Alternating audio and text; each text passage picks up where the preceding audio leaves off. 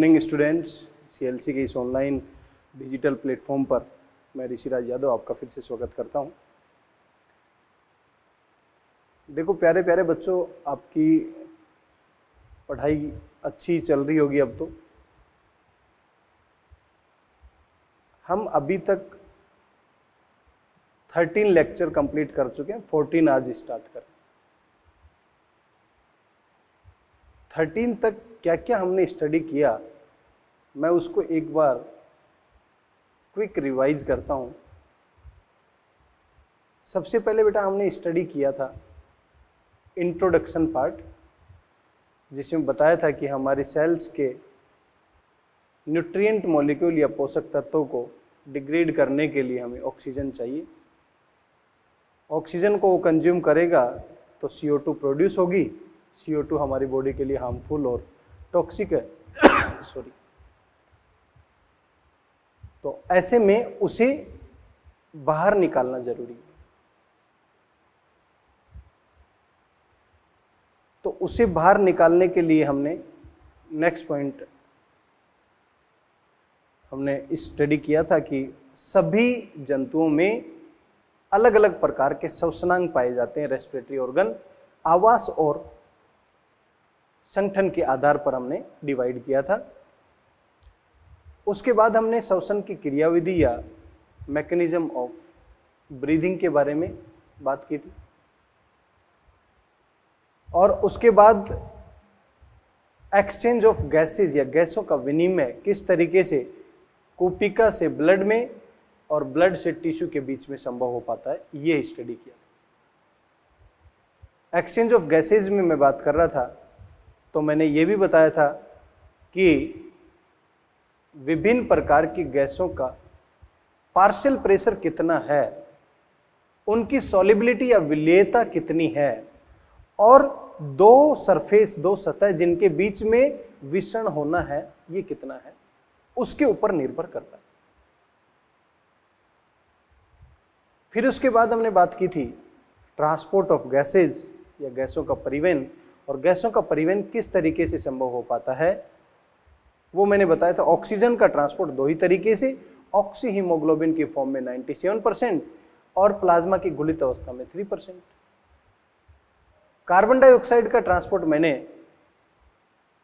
अलग अलग 3 तरीके से बताया था, जिसमें से एक तरीका मैंने आपको बताया था प्लाज्मा की घुलित अवस्था में 7%, 23% कार्ब अमीनो हीमोग्लोबिन में और 70% बाइकार्बोनेट के।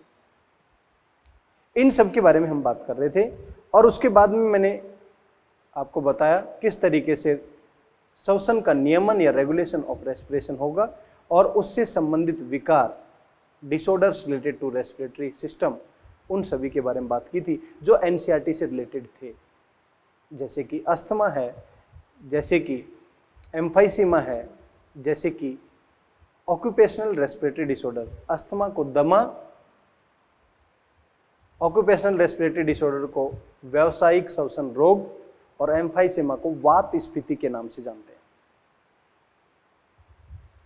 फिर उससे संबंधित एनसीईआरटी से बाहर का कुछ पोर्शन है, उनके बारे में हम स्टडी कर लेते हैं कि किस तरीके के विकार और किस तरीके की टर्मिनोलॉजी और भी हो सकती है। और फिर इन संबंधित नियमन और विकार से संबंधित जितने भी 8 से 10 क्वेरीज जो मैं आज लेके आया हूं आपके सामने, उन सबको मैं डिस्कस करूं। क्लियर? तो लेट्स स्टार्ट। याद रहे कि हम पढ़ क्या रहे हैं, हम संवातन एवं गैसों का विनिमय पढ़ रहे हैं और इनसे रिलेटेड क्वेश्चंस को भी डिस्कस करेंगे। तो questions related to regulation and disorder, इन सभी क्वेश्चंस को डिस्कस करने से पहले कुछ टर्मिनोलॉजी हैं जो मैं आपसे डिस्कस कर लेता हूं।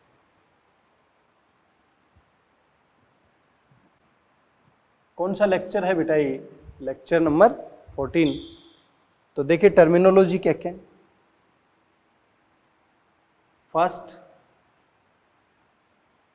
एनोक्सिया, इसका मतलब O2 एब्सेंट है। O2 की अवेलेबिलिटी क्या है? एब्सेंट। सेकंड, हाइपोक्सिया, इसका मीनिंग क्या है? Less availability of oxygen.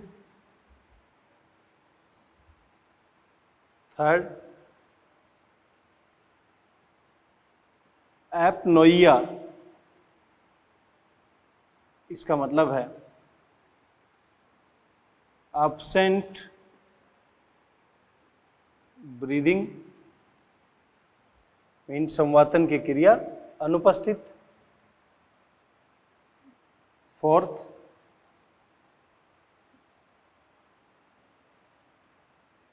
हाइपोनोइया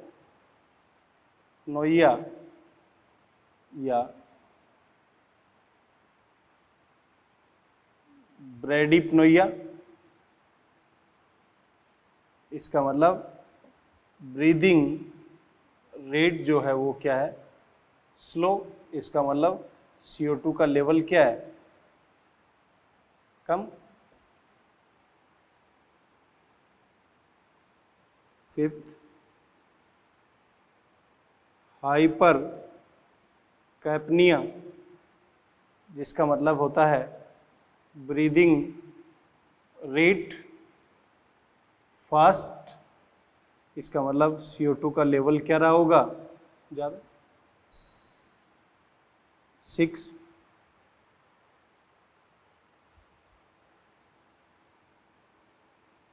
cyanosis या इसी को बोलते हैं blue baby syndrome.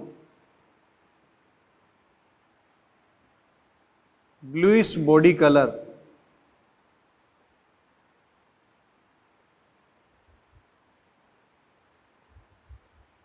Bluish body colour, और जो ये बॉडी कलर ब्लूइश है इसके रीजन अलग अलग हो सकते हैं।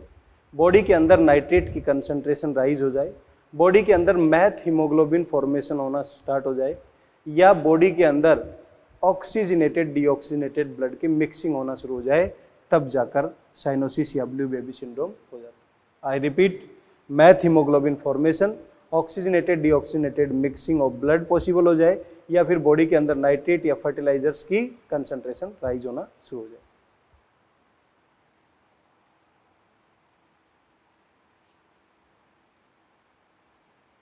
एस्फाइक्सिया, एस्फाइक्सिया या इसी को बोलते हैं सफोकेशन। जब बॉडी के अंदर हाइपोक्सिया एंड हाइपरकैपनिया कंडीशन डेवलप हो जाती है, या मैं कह सकता हूं ऑक्सीजन की अवेलेबिलिटी कम हो गई है और CO2 का लेवल ज़्यादा हो गया है, इन दोनों के मिक्सचर को ही क्या बोलते हैं हम? एस्फाइक्सिया या suffocation. I repeat, anoxia oxygen availability absent, hypoxia less availability of oxygen, apnoea breathing absent, hypopnoea या bradypnoea breathing rate slow, hypercapnia breathing rate fast, cyanosis blue baby syndrome bluish body colour, या asphyxia suffocation means hypoxia और हाइपरकैपनिया या oxygen की availability कम, CO2 की availability ज़्यादा, दोनों के mixture को क्या बोल रहे हैं हम? क्लियर? Next point.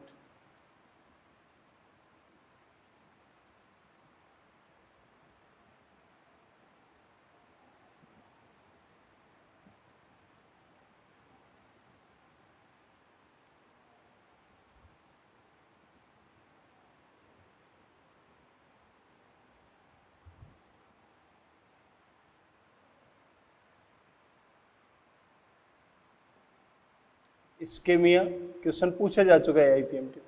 इस्केमिया का मतलब होता है less availability oxygen to the tissue.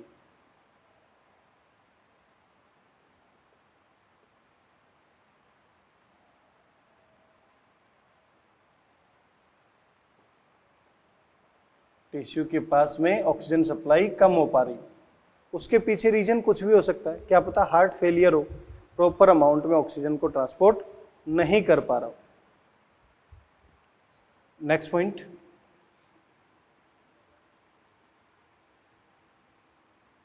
Next point है SARS severe acute respiratory syndrome. ये रेस्पिरेशन से रिलेटेड एक वायरल डिसऑर्डर है जो म्यूटेंट वायरस की वजह से डेवलप हुआ। 26 फरवरी 2003 को सबसे पहले चाइना से ये रिपोर्ट किया गया था।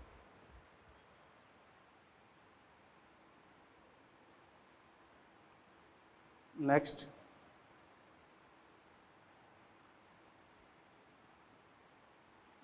Bacterial disorder.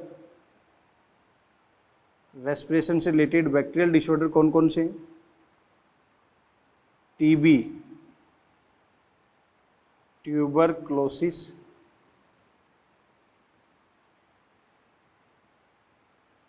माइकोबैक्टीरियम ट्यूबरकुलाई की वजह से पॉसिबल हुआ है।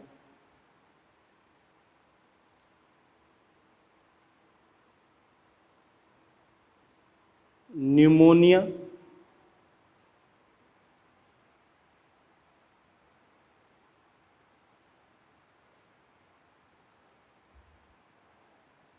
हीमोफिलस इन्फ्लुएंजा या डिप्लोकोकस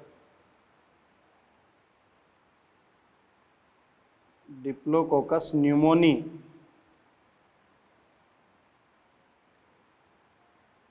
इनकी वजह से ये बैक्टीरियल डिसऑर्डर्स डेवलप होता है।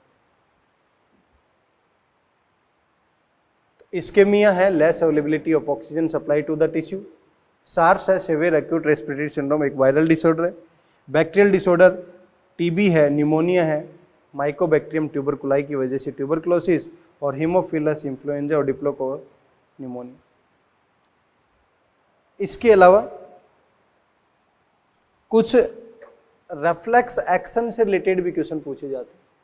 जैसे कि मैं कहूँ स्नीजिंग है, जिसे छींकना बोलते हैं। जैसे कि योनिंग है, जिसे उबासी लेना बोलते हैं।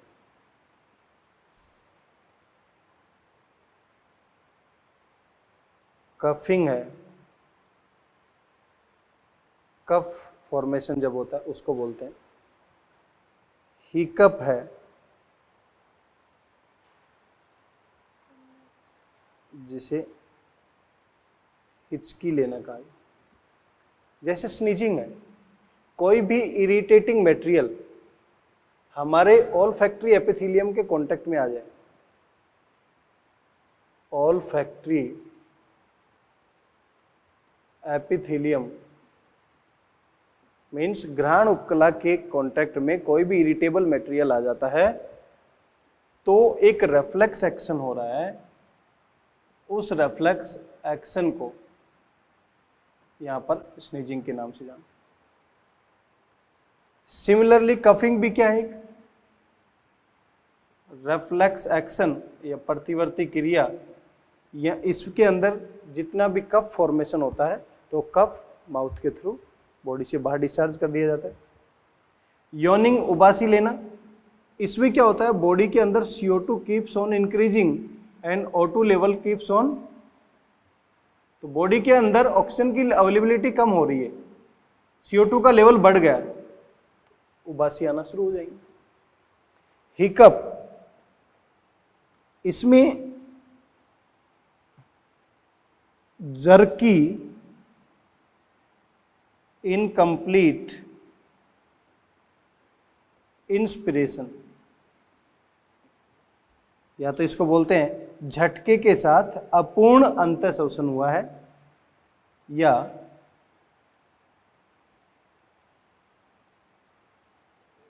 स्पाज्म कॉन्ट्रैक्शन इन डायफ्राम, या डायफ्राम के अंदर अचानक से संकुचन की अवस्था देखने को मिली। तो इस तरीके से आपको स्नीजिंग पूछा जाए, योनिंग पूछा जाए, कफिंग या hiccup, coughing and sneezing reflex action है, योनिंग बॉडी के अंदर CO2 का लेवल बढ़ रहा है उसकी वजह से हो रही है, हिकअप जर्की इनकम्प्लीट इंस्पिरेशन को दर्शाता है। ये सभी जो मैंने बातें की आपसे ये एनसीईआरटी से बाहर से हैं, लेकिन कुछ एनसीईआरटी से रिलेटेड हैं। तो इस तरीके से भी क्वेश्चन आपसे जनरेट किए जा सकते हैं। तो अब बात कर लेते हैं कि यहाँ से जो क्वेश्चंस बनने के चांसेस हैं वो किस तरीके के क्वेश्चन बनेंगे वो देखते हैं।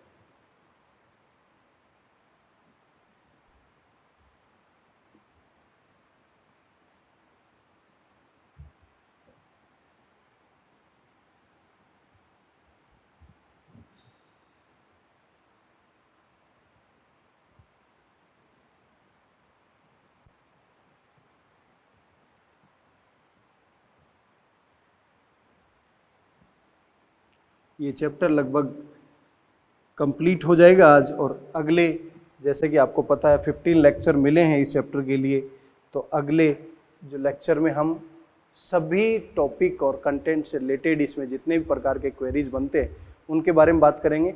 आज जो बात कर रहे हैं वो कर रहे हैं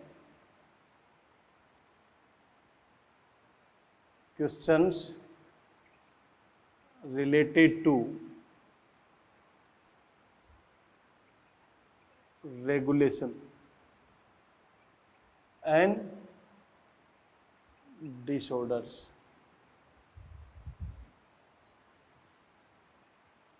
नियमन एवं विकार से संबंधित प्रश्न जो आज मैं आपसे करा रहा हूं, ध्यान से समझे क्या क्या क्वेश्चन पूछे जा सकते हैं आपसे। क्वेश्चन फर्स्ट,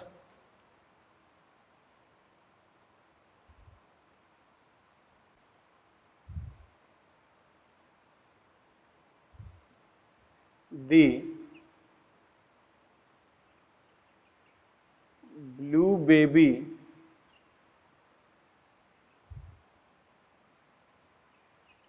syndrome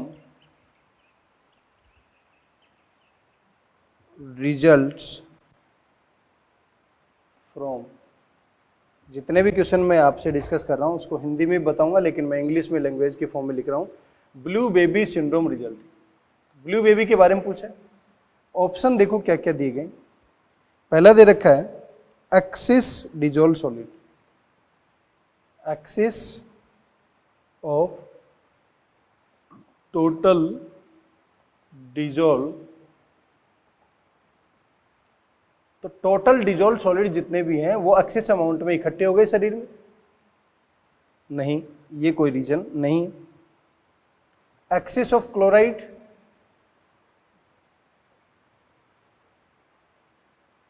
ये भी रीजन नहीं। Excess of dissolve oxygen, excess of dissolve oxygen. And fourth option obviously correct है, यहां पर लिख रखा है मैथ हीमोग्लोबिन। मैथ हीमोग्लोबिन क्या है? हीमोग्लोबिन से O3 बाइंड करना शुरू कर दे तो ये रिजल्टेंट में मैथ हीमोग्लोबिन, इट मीन्स ये O3 यहाँ पर ऑक्सीडेशन पॉसिबल करके मैथ हीमोग्लोबिन फॉर्मेशन कर लेता है, जिसकी वजह से ब्लूइश कलर डेवलप हो जाता है, जिसे बोल रहे हैं blue baby syndrome.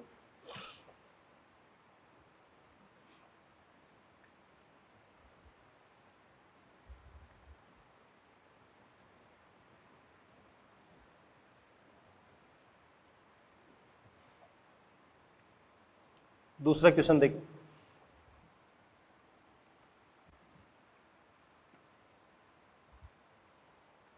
Which of the following is pollution related disorder? Which of the following is pollution related disorder? Pollution related disorder, first है न्यूमोनिया, पॉल्यूशन रिलेटेड डिसऑर्डर तो नहीं, bacterial disorder, SARS, severe acute respiratory syndrome, viral disorder है,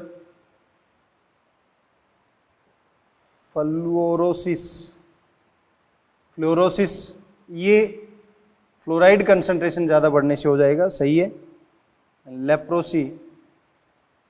leprosy ये भी एक प्रकार का viral disorder है। न्यूमोनिया भी नहीं है, ये भी नहीं है, ये भी नहीं है, ये भी नहीं है, कौन सा है ये? कैसा? बैक्टीरियल, माइकोबैक्टीरियम लेप्री, ये वायरल, और ये तो आपसे वैसे पूछ लिया जाए, लेप्रोसी कैसा है? बैक्टीरियल। न्यूमोनिया कैसा है? बैक्टीरियल। सार्स कैसा है? वायरल। क्लियर है मेरी बात? यहाँ तक। थर्ड क्वेश्चन की तरफ चलते हैं।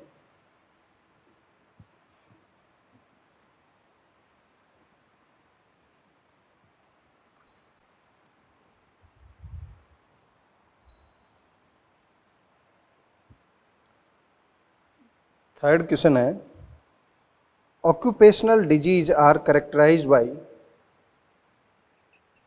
occupational disease are characterized by fibrosis of lungs in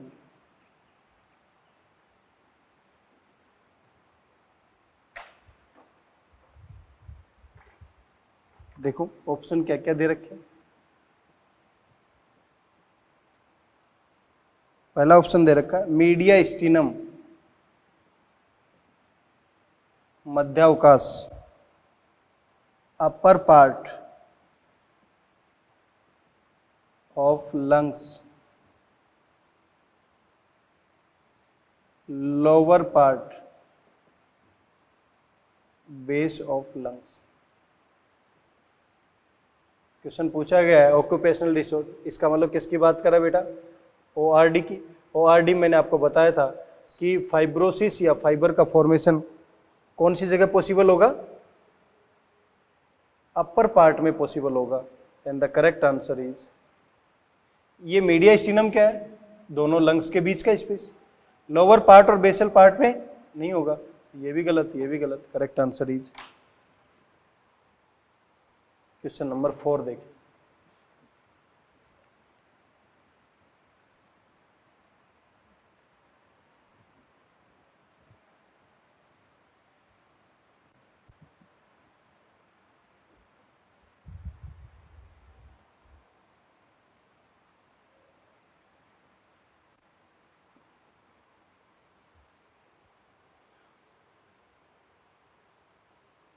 Which of the following not an occupational disorder? Which of the following is not an occupational disorder? Occupational disorder के बारे में पूछे। पहला है सिलिकोसिस, दूसरा है दूसरा है एस्बेस्टोसिस, तीसरा है बोथ फर्स्ट एंड सेकंड, और चौथा है सार्स। देखो फॉलोइंग ऑक्यूपेशनल डिसऑर्डर पूछा है, इसका मतलब यहां पर भी क्या पूछ लिया? ओआरडी। सिलिकोसिस है, ये है तो ये भी है। सार्स नहीं है, ये कौन सा डिसऑर्डर है? Viral disorder. Clear? Next question पे चलते हैं, क्वेश्चन नंबर 5। डिसऑर्डर से रिलेटेड मैंने 4 क्वेश्चन यहाँ करा दिए, और पहले भी आपको याद होगा 7 से 8 क्वेश्चन मैं पहले भी करा चुका हूँ। क्वेश्चन नंबर 5 है, which of the following can alter, which of the following can alter respiratory mechanism.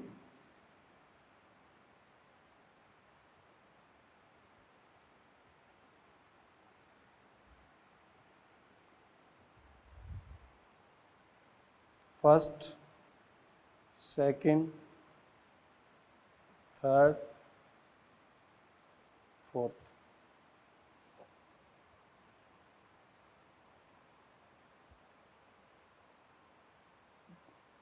Fourth में दे रखा है both first and second.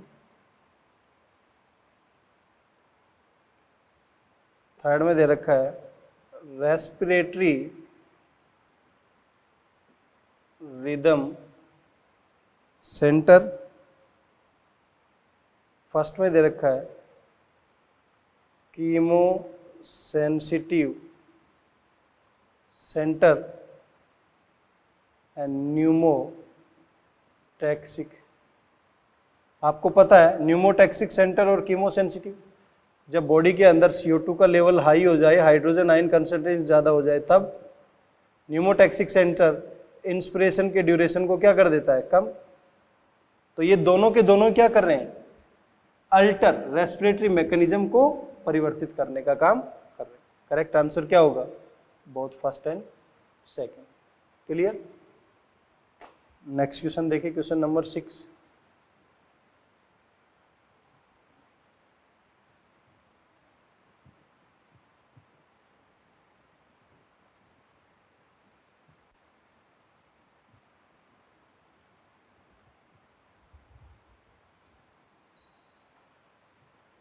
Question number 6, which of the following can activate, which of the following can activate the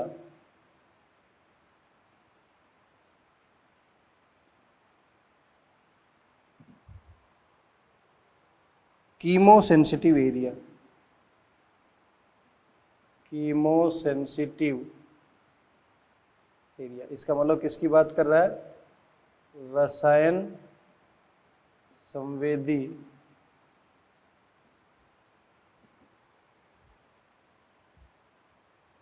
situated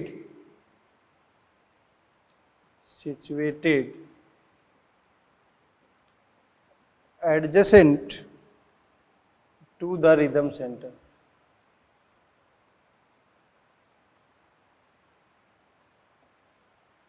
rhythm centre इसका मतलब लय केंद्र।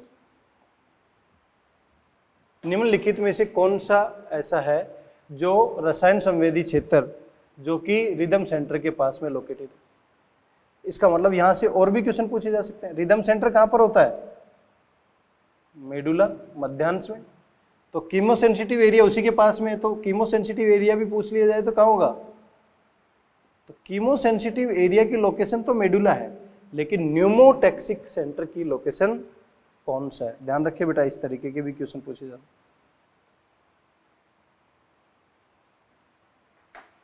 चार option क्या क्या दिए, high CO2 concentration and less hydrogen ion concentration, high CO2 concentration and high hydrogen ion concentration, less CO2 concentration and high hydrogen ion concentration, less CO2 concentration and less hydrogen ion। देखो किसकी concentration,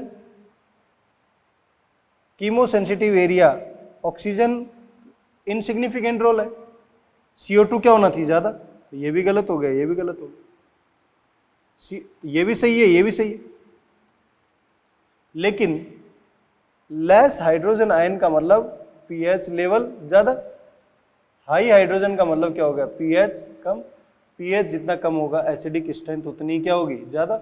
तो correct answer क्या होगा, second, और ये गलत होगा। बहुत अच्छा क्वेश्चन पूछा। क्वेश्चन नंबर 7,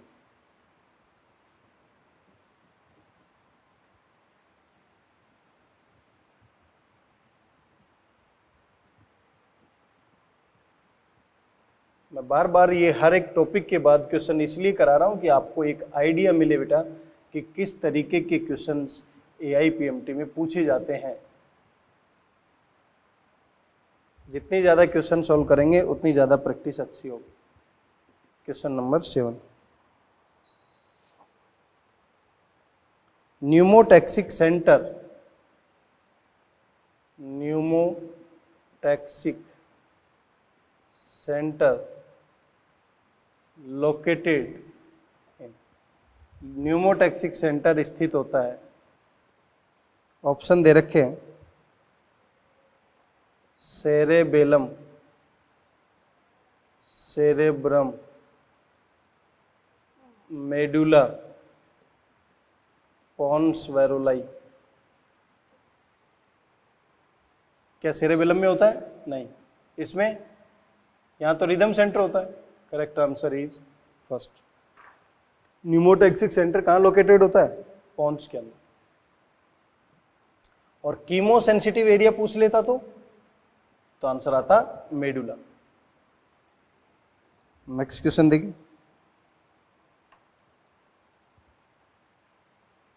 क्वेश्चन 8, बहुत अच्छा क्वेश्चन और सभी चीजें दी गई है इसमें। विच ऑफ द फॉलोइंग, निम्नलिखित में से कौन सा is a chronic respiratory disorder, chronic respiratory disorder, निम्नलिखित में से कौन सा एक चिरकालिक श्वसन विकार है, in which alveolar valves are damaged,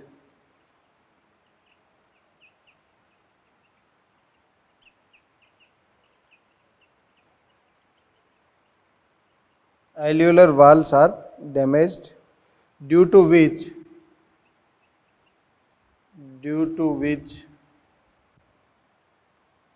respiratory surface is decreased,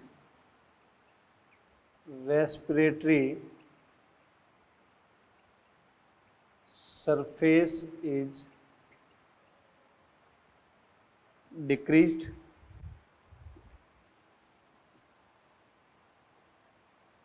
one of the major cause of this, one of the major cause of this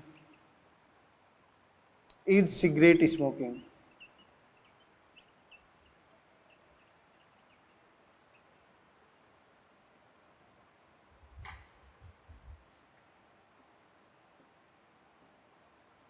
First is asthma, second is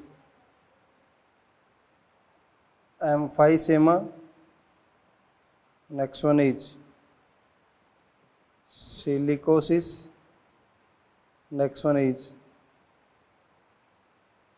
pneumonia. Which of the following, ध्यान से समझे इस question को, बहुत अच्छा question दिया। Which of the following chronic respiratory disorder, इसका मतलब क्या कह रहा है वो, चिरकालिक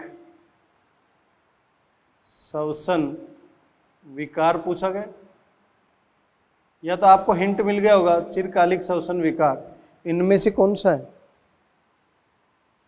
एम्फाइसीमा। दूसरा वहां से नहीं समझ में आया तो ये देखो, एल्यूलर वाल आर डैमेज, इसका मतलब पुपिका की जो भित्ति है वो क्या हो गई है, क्षतिग्रस्त हो गई।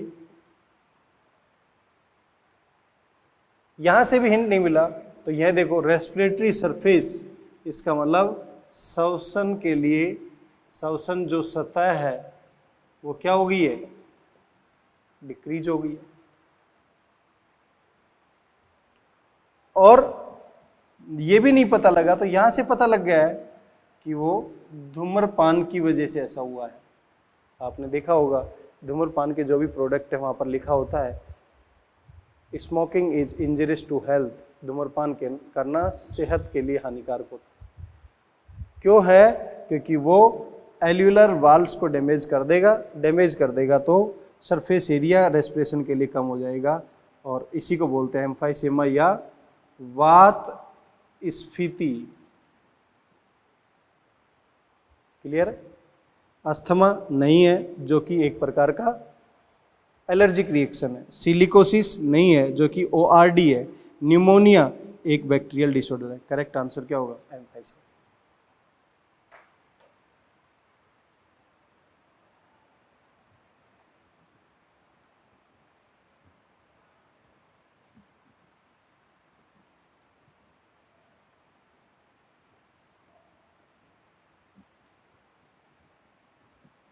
नेक्स्ट देखिए बेटा,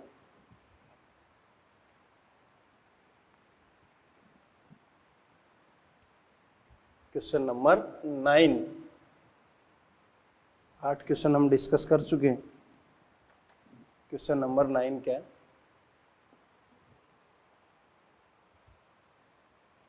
where is the rhythm centre present,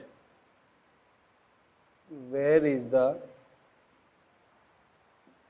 rhythm centre, या लय केंद्र की बात कर रहा है वो, प्रेजेंट लय केंद्र कहाँ उपस्थित होता है, that has significant ability, that has significant ability, उसका क्या रोल है, to maintain the respiratory rhythm, to maintain the respiratory rhythm, जो श्वसन लय को बनाए रखने में मदद करता है, to suit the demands of the body, demands of body tissues।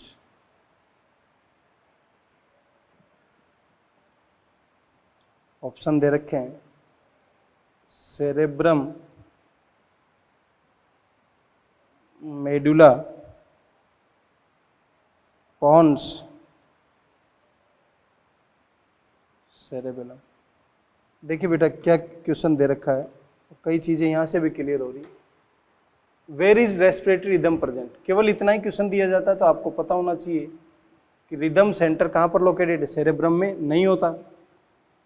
Hind brain का पार्ट, हाइंड ब्रेन के पार्ट ये तीनों हैं, उनमें से रिदम सेंटर मेडुला में होता है, पोन्स में नहीं होता। करेक्ट आंसर पता लग।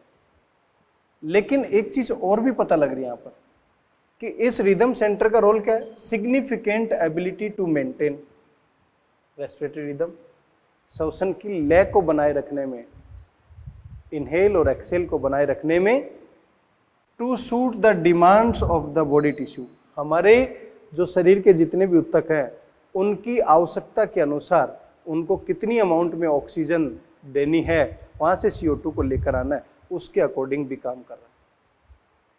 कौन सा सेंटर, रिदम सेंटर। कहां पर लोकेटेड होता है? Medulla. Clear? Question number 10,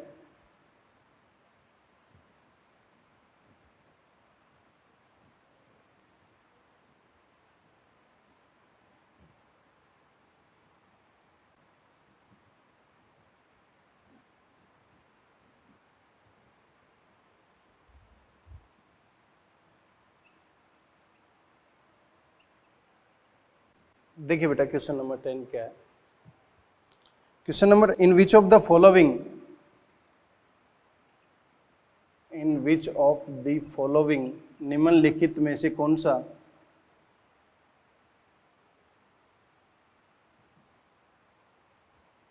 disorders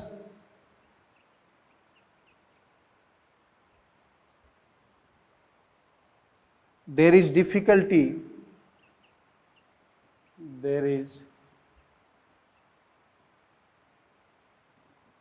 difficulty in breathing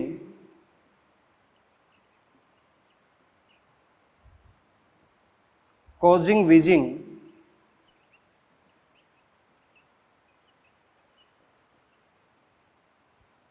due to inflammation of bronchi and bronchioles. First, emphysema. Second, asthma. Third, pleurisy. Fourth, tuberculosis.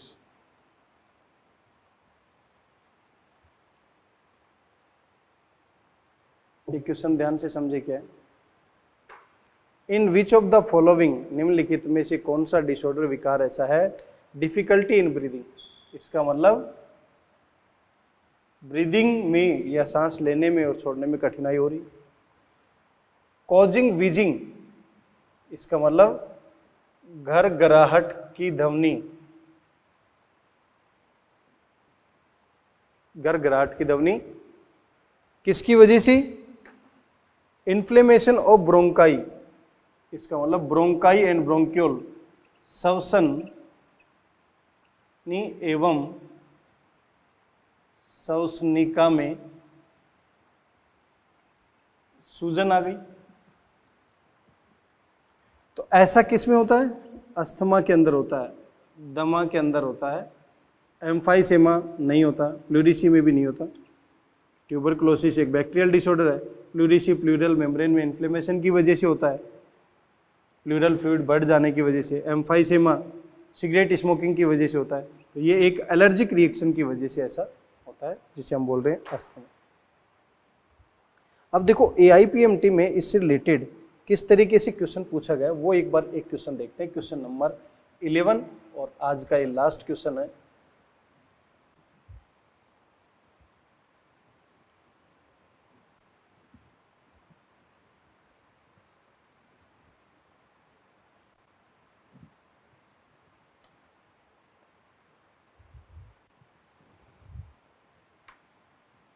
Question number 11,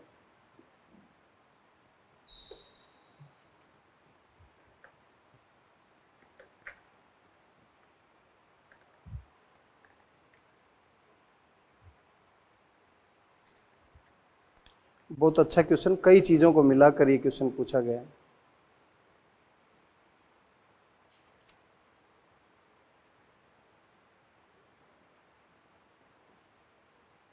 मानवों में, इन ह्यूमन बींग्स, श्वसन से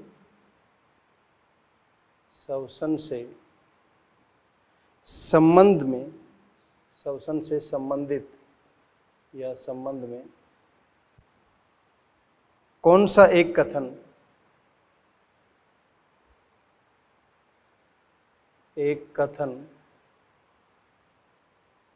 सत्य है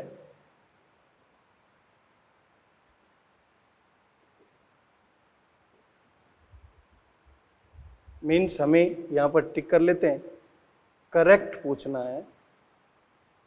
which of the following option is correct regarding human respiration. पहला option क्या दे रखा है वो देखिए, दूसरा ऑप्शन, तीसरा और पत्थर को तोड़ने और घिसने के उद्योगों में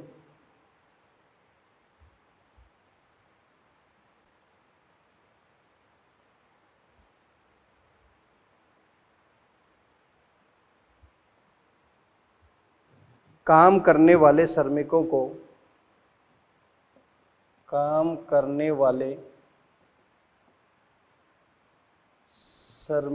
को फेफड़ा रेशा मेहता का रोग हो सकता है। फेफड़ा रेशा मेहता,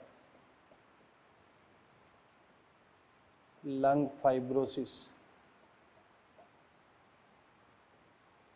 का रोग हो सकता।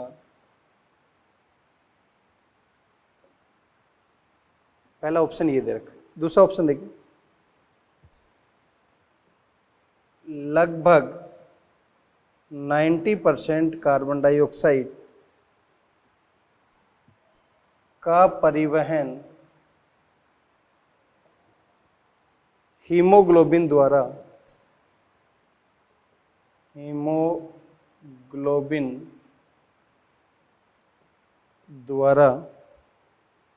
कार्ब अमीनो हीमोग्लोबिन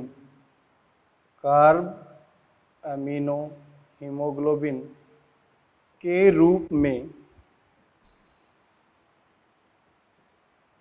संभव होता है। तीसरा,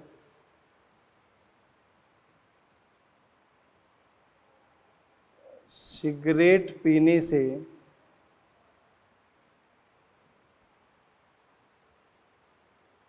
श्वसनिकाओं में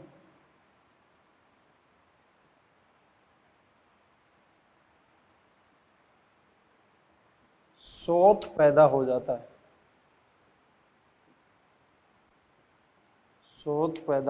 है। चौथा, मस्तिष्क के पौन क्षेत्र में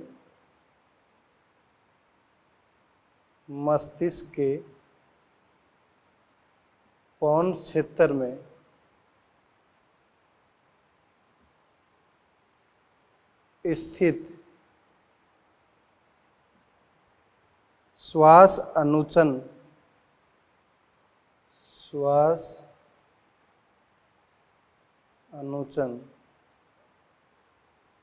केंद्र से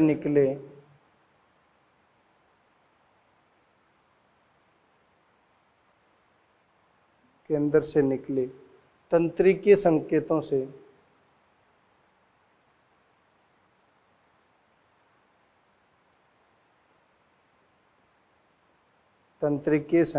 से अंतःश्वसन की अवधि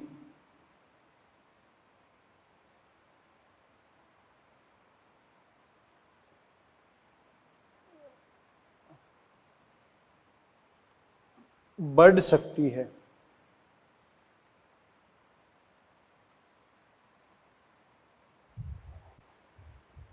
ये क्वेश्चन बेटा मैंने पूरा हिंदी में लिखा है और इसको समझना थोड़ा सा डिफिकल्ट रहेगा, इसीलिए मैं इंग्लिश की लैंग्वेज को थोड़ा प्रेफर करता हूँ यहाँ पर क्वेश्चन लिखते समय कुछ बातें इजी वे से क्लियर हो जाती।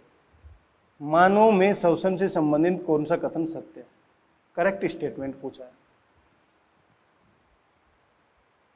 ये देखते हैं, मस्तिष्क के पॉन्स क्षेत्र में, इसका मतलब किसकी बात कर रहा है? पॉन्स वेरोलाई की। श्वासनुचन का मतलब होता है, इसको बोलते बेटा न्यूमोटैक्सिक सेंटर। अब इजी वे से समझ में आ जाएगा आप। न्यूमोटैक्सिक सेंटर, अंतःश्वसन, इसका मतलब इंस्पिरेशन को बढ़ा देता है, नहीं, याद होगा आपको, न्यूमोटैक्सिक सेंटर इंस्पिरेशन को कम कर देता है और एक्सपिरेशन को स्टार्ट करवा देता है। तो क्या बढ़ा सकता है? क्या बढ़ाने की वजह से स्टेटमेंट गलत हो गई। भाई जब हमें करेक्ट पूछा है तो यदि हमें करेक्ट नहीं पता है तो 3 को इनकरेक्ट करना आना चाहिए। सिगरेट पीने से श्वसनिकाओं में, सिगरेट पीने से ब्रोंक्यूल में इन्फ्लेमेशन या सूजन थोड़ी आएगी। एल्यूलाई की वाल डैमेज होती है, कूपिकाओं की, ये ब्रोंक्यूल के बारे में बात कर रहा हूं, गलत हो गई। लगभग 90% CO2 का परिवहन हीमोग्लोबिन में, कार्ब अमीनो हीमोग्लोबिन कितना होता है? ओनली 23% होता है जी, लेकिन ये कितना कह रहा है? 90%। तो दूसरा भी गलत, तीसरा भी गलत, चौथा भी गलत। पहला देखते हैं, पत्थर को तोड़ने और घिसने के उद्योगों में, इसका मतलब एक व्यक्ति जो माइंस में काम करते हैं जहां पर स्टोन ग्राइंडिंग और क्रैशिंग, पत्थर को तोड़ने और घिसने का काम होता है, उन श्रमिकों को फाइब्रोसिस, इसका मतलब ये एक ORD, ऑक्यूपेशनल रेस्पिरेटरी डिसऑर्डर की पहचान है। तो ये ऑप्शन करेक्ट। क्लियर है बेटा मेरी बात? देखिए बेटा, बार बार मैं आपको हर एक टॉपिक के बाद 10 से 12 क्वेश्चन क्यों करवा रहा हूं? क्योंकि इससे आपकी लर्निंग बाय डूइंग, इसका मतलब किसी भी क्वेश्चंस को करके हम टॉपिक को भी सीख रहे हैं, उस टॉपिक पे हमारी डिमांड भी बन रही है, किस तरीके से कमांड कर सकते हैं उस टॉपिक पर, तो क्वेश्चन के मेथड से कर सकते हैं। तो सबसे अच्छी बात मैं आपको बता दूं कि हमारे इस ब्रेन के ऊपर जितना भी नेगेटिव प्रेशर होता है वो इसलिए होता है कि हमारे अंदर नॉलेज नहीं है। जैसे जैसे नॉलेज आता जाएगा, जैसे जैसे हम क्वेश्चन करते जाएंगे, ब्रेन का बर्डन धीरे धीरे कम होता चला जाएगा। जिस तरीके से हमें कुछ दिन ही हुआ है शुरुआत हुए आपका ईयर लॉन्ग प्रोग्राम, और आज आपको पता लग रहा है कि ये चैप्टर कंप्लीट हो चुका है। आपके दिमाग में किसी भी तरीके का कोई भी क्वेश्चन जनरेट हो रहा हो, किसी भी तरीके की कोई भी बुक से कोई क्वेश्चन बन रहा हो, तो आप जरूर भेजें।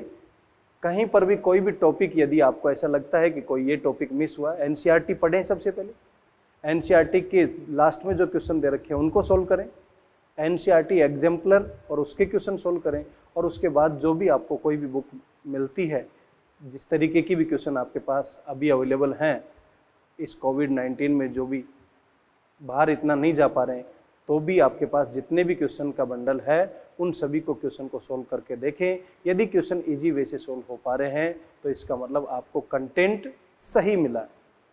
क्वेश्चन नहीं बन पा रहे हैं तो आप हमें भेजें, उससे रिलेटेड कंटेंट जो भी होगा वो आपको बताया जाएगा। और नेक्स्ट क्लास में, जो इससे अगली क्लास होगी बेटा, उस क्लास में मैं टोटल जितने भी, क्योंकि आपको पता है 15 लेक्चर का एक टॉपिक है, आने वाले लेक्चर जो होंगे वो 12 लेक्चर के टॉपिक होंगे। तो इस टॉपिक में 15 लेक्चर मिले हैं, तो हमें अगली क्लास में अभी तक इंट्रोडक्शन से लेकर डिसऑर्डर तक जितने भी टॉपिक हमने पढ़े हैं उससे रिलेटेड 5-5, 7-7, 5-5, 7-7 क्वेश्चन और वैरायटीज के करेंगे, जिससे हमारी इस के ऊपर अच्छे से कमांड हो जाएगी। कौन से चैप्टर पर? ब्रीदिंग एंड गैसेस एक्सचेंज पर। तो डियर स्टूडेंट्स, आज के लिए इतना ही। Thank you so much.